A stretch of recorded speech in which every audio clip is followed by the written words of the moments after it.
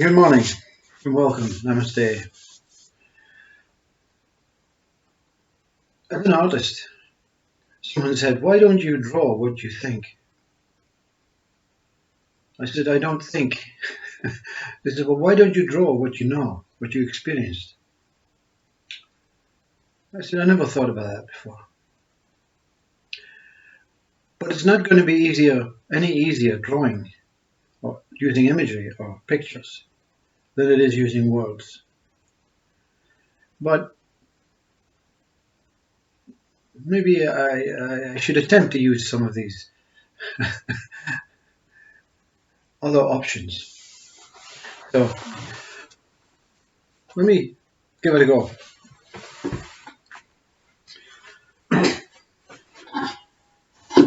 Right.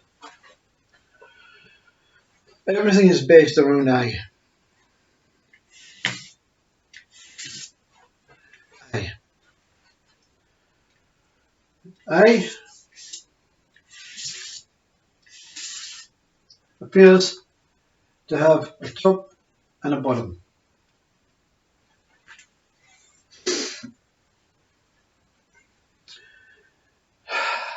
But it's actually dangerous to even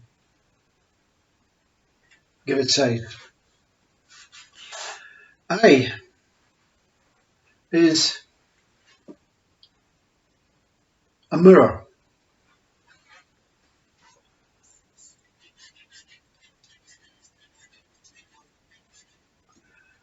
Okay? And this mirror is made of glass, but it's not a glass of what we know. And it shines and replicates itself all over what we would call space. So there are billions of eyes now, but this is the main eye. We can call this a gem, a celestial gem. It could be cylindrical, it could be whatever. Within this eye is infinite possibilities.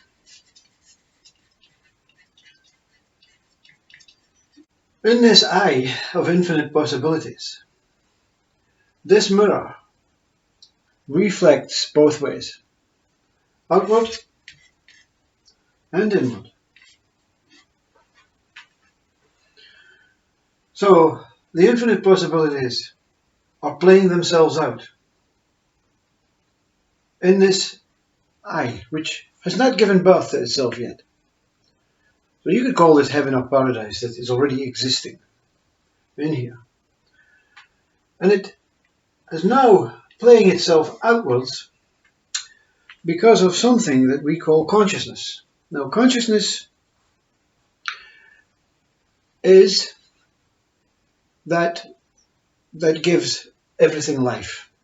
So at this moment, before consciousness exists, before time exists, before life exists, there's just this infinite tower of infinite possibilities playing itself out. Consciousness appears through its own birth. I gives itself its own birth, its own consciousness. And in this, it creates a stopping point and a starting point.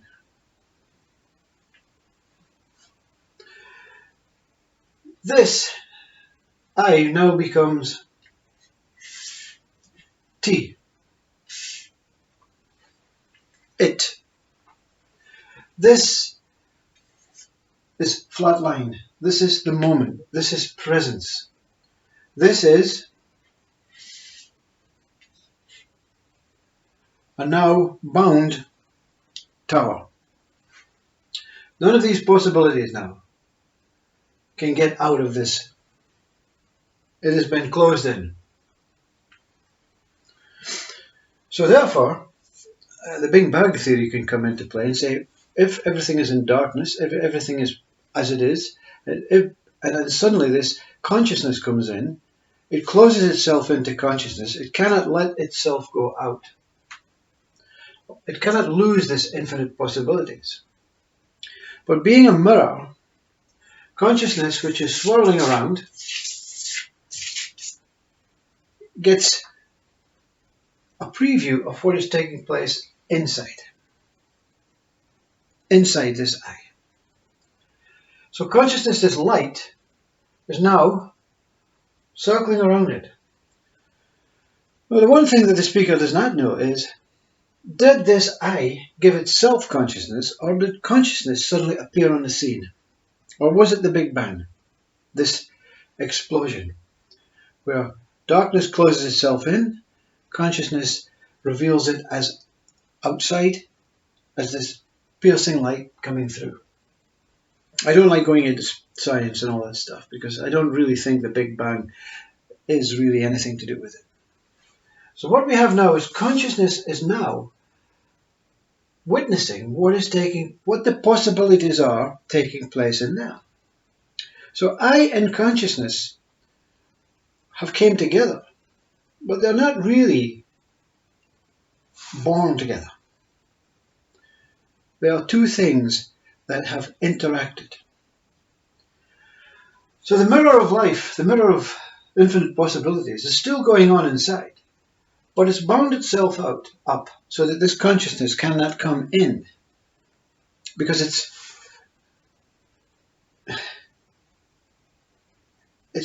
what you would call sacred. It's a sacred place in here. So this sacred place has to remain sacred. So it closes itself in, and I becomes it. It becomes a thing. And this thing gives birth to what we, the mind, calls a mind. And mind gives birth to things. So consciousness takes on this mind, this role of mind, and circling this infinite possibilities, sees the possibilities becoming real in an outside world. So this is the inside world. Now this eye, this mirror, is boundless. It is infinite. It really doesn't have any sides, but we have to use this to describe what is going on. What is going on now is, life is going on in there as we are right now, not in this world, not as a body, but as truth, as this beautiful, loving entities, souls, spirits, whatever you want to call it, heaven, paradise. And it's paying no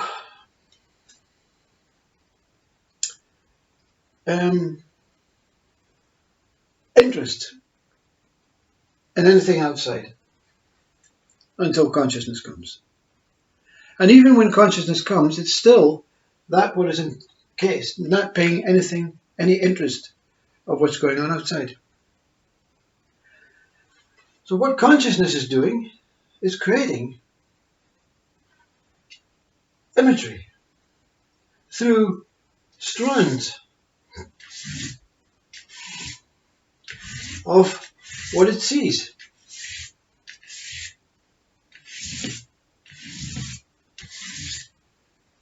And these strands are portals, visions, images, so that what is in here can see out here. And at the end of these, it creates wonderful experiences, wonderful worlds, universes, planets, bodies. There are billions of these. I'm not going to draw billions. It becomes the maple.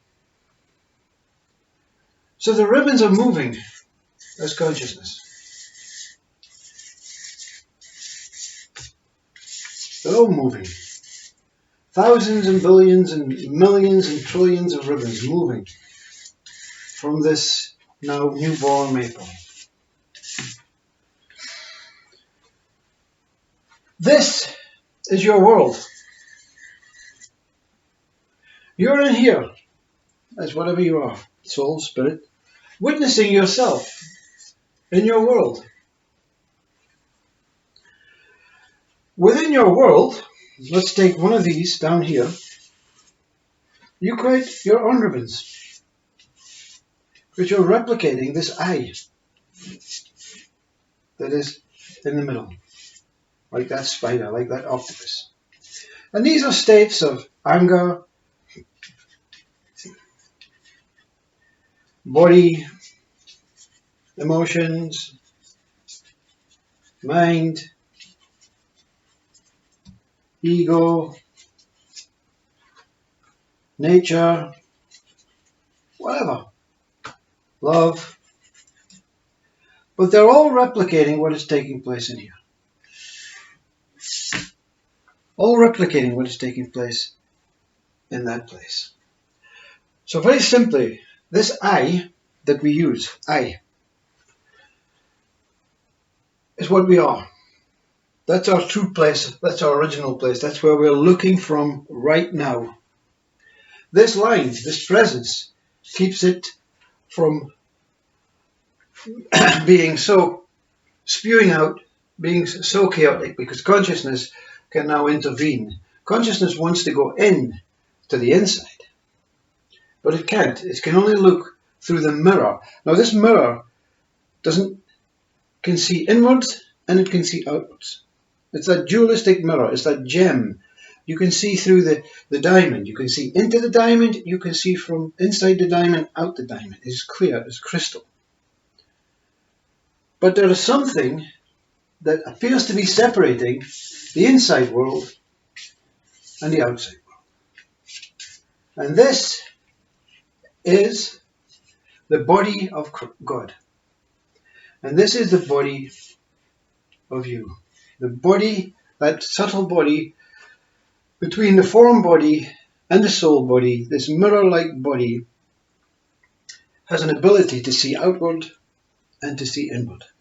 The inward is not attainable to actually visit in a physical sense, because God cannot see inside itself, you cannot see inside you.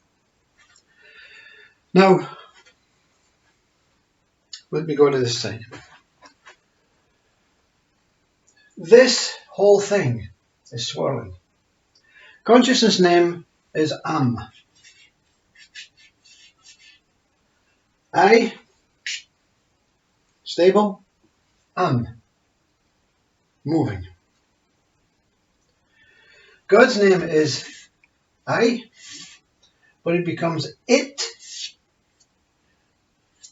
when consciousness is a thing, when consciousness is surrounding it.